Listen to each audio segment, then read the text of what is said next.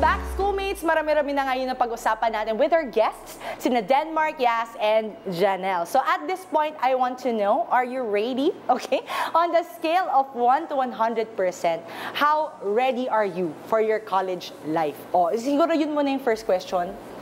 Ayun, since wala na pong isang buwan before mag-college ako, for me, 90% ready naman na po. Ayun, siguro, ano yung 10% na kailangan mo? The 10% po siguro is, I need to master that courage pa po siguro to step up pa po. Correct, correct. So, kumbaga, ano na, lakas-lakas na lang ng loob, di ba? Maging submarine this coming August. Ikaw naman? Definitely 50%. Kasi 50%. ano pa lang naman po ako, grade 12. May panahon pa. May panahon pa para ano, medyo umangat-angat ang porsyentong lakas. Ikaw naman, Yas? I would say around 80 kasi may tiwala naman ako sa sarili ko, sa work ethic ko na maging responsable.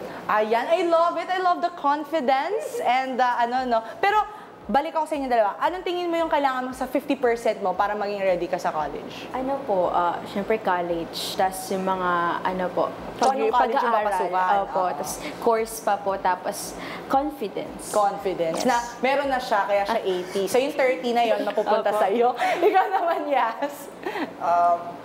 Siguro yung kulang dun sa 20%, no? May tendency kasi ako na magpuyat, no? Kakadota, ganun. Pag nagkayayaan kami ng mga kaibigan. Lang. So, yun na lang siguro. Oo, disiplina daw ang tawag doon. Okay, mommy, joke. Ayan, no? So, syempre, yung mga X% na lang na kailangan nyo. I'm sure that's something that you can muster as you get to college or as you get ready, ika nga. And there's a lot of help that you can get from your support system, your family and your friends. At, syempre, remember the goal, di ba? Yun lang naman yung importante doon. At, ito naman, aside from academics, since papasok ka na, ano yung iba mong pagtutuunan pag pumasok ka ng college? I would want to immerse myself po ulit sa mga social orgs. Ayun, as a student leader po. Yes, ayan, okay. we want to step up the game na immerse pa po natin yung sarili natin sa iba't ibang mga NGOs and other school organizations so that we could help other peers din po. Kumbaga yung type of advocacy that you also want, medyo mas hihinog pa yan. Pumasok ka sa college by exposure, ika nga, sa mga social orgs. Ikaw naman dyan, Like kuya po, I want to expose myself para sa mga organization. Right now, sa incoming grade 12, I'm actually preparing para makapasok sa mga iba't ibang organization this school year. Important din yun kasi Yes. diba, it's also the support system that you will have when you enter your Stepping college. stone. Correct, correct. Ikaw naman, Yas? So yun nga, org work and Love life, charot. Mommy, altruism, yun na lang siguro. Kasi naalala ko yung sabi sa akin ng prof ko last year, sabi niya, bilang estudyante ng UP, may mabigat kayong responsibilidad sa Pilipinas. Kailangan yung tumulong sa bayan as best as you can. Sabi niya, so yun, naalala ko yun dahil sa tanong ko.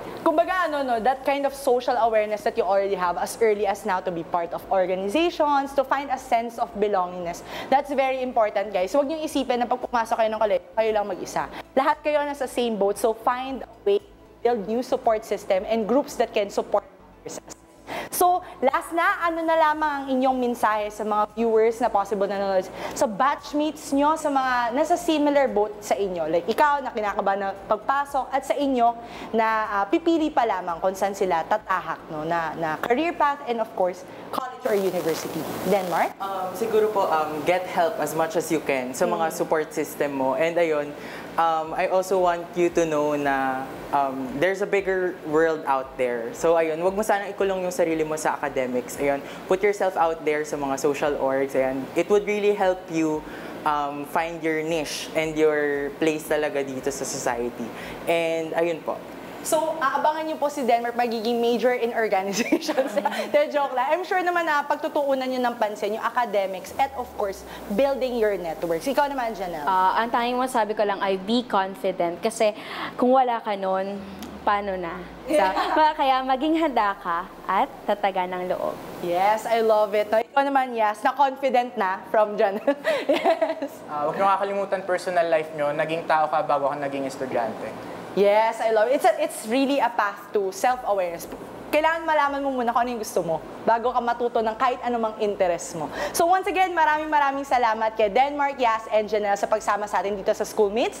So, syempre, when we were talking about colleges and universities, you can't help but get excited, di ba? Kasi it's all about choosing that new path for you. But let's not forget na bilang mga estudyante, may responsibility din tayo. Now with us, we carry the torch to be excellent in whatever we choose to do.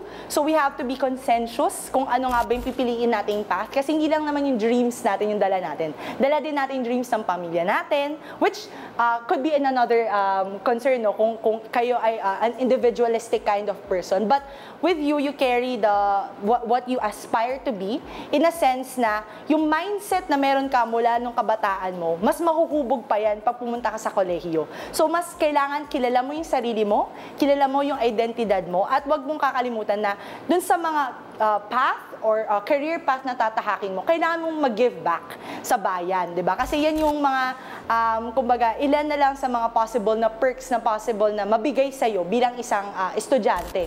But at the same time, isang malaking panawagan din sa pamahalaan. No? Ngayon na pasukan na, marami pa rin tayong recurring issues na every year ay tinatahak natin when it comes to talking about quality education. It's still resources for teachers, proper compensation, the right quality of education, the right environment to provide that quality education. So, kailangan tutukan natin to dahil hindi lang naman yung mga kabataan yung apektado dito, pati yung pamilya ng mga guro, ng mga staff, non-teaching staff at mga institusyon.